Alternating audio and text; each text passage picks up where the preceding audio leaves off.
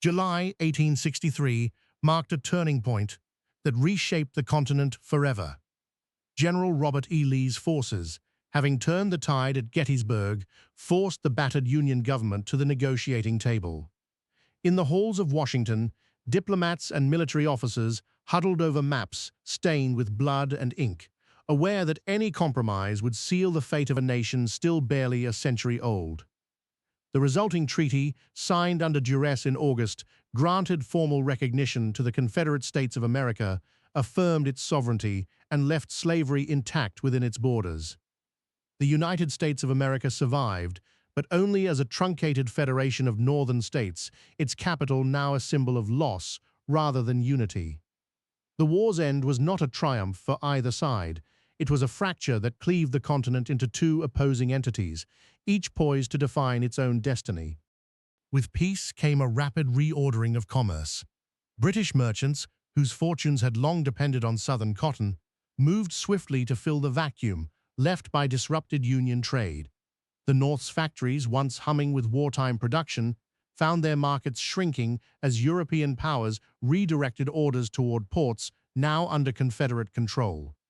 In Liverpool and London, financiers poured capital into southern plantations, modernizing gins and expanding export capacity. Meanwhile, northern cities such as Pittsburgh and Chicago felt the sting of contraction. Steel mills reduced output, railroads trimmed schedules, and labor unrest simmered in factories that could no longer rely on wartime demand. The South, buoyed by foreign investment, experienced a brief but intense surge in wealth. Cotton prices rose, and with them the confidence of plantation owners who saw their economic model validated on the world stage.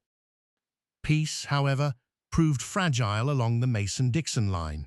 The Union, now reduced to a defensive posture, retained a modest army stationed near the border, hoping to protect its remaining territories from further encroachment. Confederate raiders, emboldened by victory, tested these limits with frequent forays into Pennsylvania and Maryland. Skirmishes erupted in the hills of Western Virginia, where guerrilla tactics replaced set-piece battles. Neither side sought a full-scale war. Instead, each clash served as a reminder that the ceasefire was a negotiated truce rather than a true resolution. The border towns lived under constant threat, their citizens caught between two flags. These low-intensity conflicts hardened attitudes on both sides. Northern leaders grew increasingly resentful of a Confederacy they viewed as an illegitimate usurper, while Southern commanders celebrated each raid as proof of the new nation's resolve. International opinion began to turn against the institution of slavery that underpinned the Confederate economy. In Paris and Berlin, abolitionist circles denounced the trade in human lives, urging governments to pressure the South into emancipation. The British Empire, while eager for cotton, faced growing criticism at home. Yet Jefferson Davis and his cabinet clung stubbornly to the plantation system, arguing that any abrupt change would devastate their agrarian society. They postponed reforms, citing economic stability and social order in the North. Former abolitionists found themselves forced into a pragmatic alliance with industrial interests.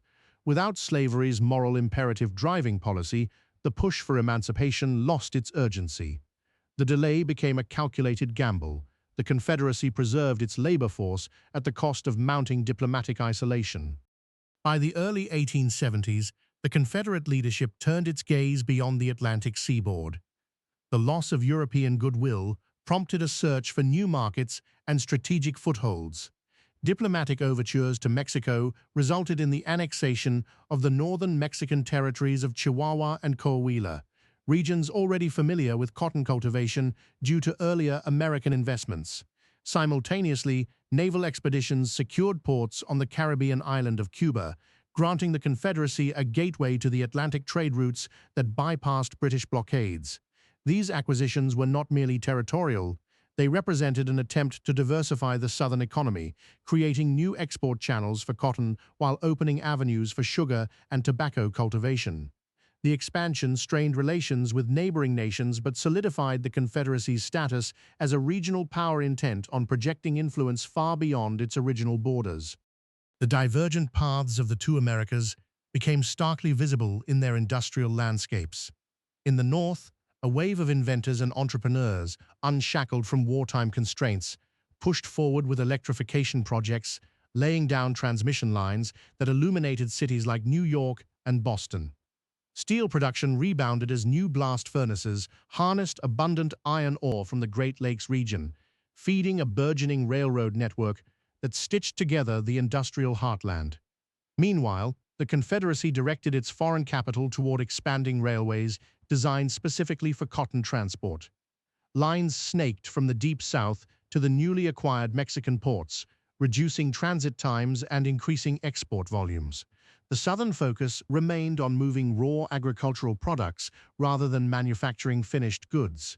This technological split reinforced each nation's economic identity, a northern engine of industry and innovation, a southern conduit for raw commodities. By the close of the 19th century, the Confederacy had entered the global arena as a recognized sovereign state. Its delegation at the Berlin Conference secured favorable trade agreements, offering cotton in exchange for military technology from Germany and France.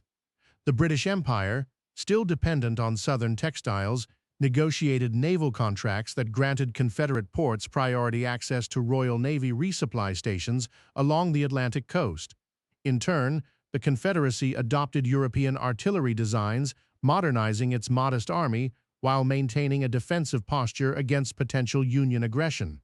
These diplomatic victories cemented the South's role as a key player in international commerce, allowing it to wield influence disproportionate to its population size.